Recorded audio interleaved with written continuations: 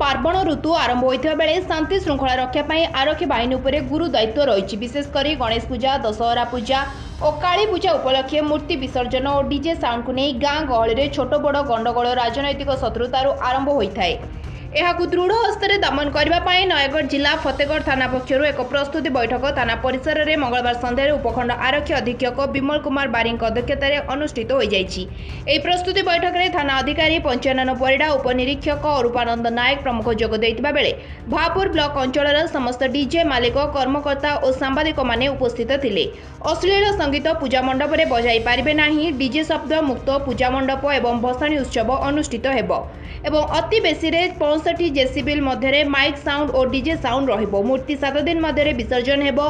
कौनसी सांस्कृतिक कार्यक्रम राति 11टा मध्य समाप्त हेबो। भसाणी उत्सव बिना निशा सेवन में रात्र 7टा मध्य समाप्त हेबो। पुलिस प्रशासन कटकणा को न मानिले दृढ़ कार्यानुष्ठान नियाजियो बोली थाना आईआईसी पंचानन परिड़ा मतव्यक्त करथिले। तेणु चलित वर्ष निशा मुक्त एवं डीजे मुक्त पूजा करने पुलिस प्रशासन पक्षरु कड़ा आभिमुख्य ग्रहण कराजियो बोली बुद्धिजीवी महल संतोष प्रकट करा जायछि। भापुरु कनकलता प्रधान को रिपोर्ट, लिव लाइव ओडिया।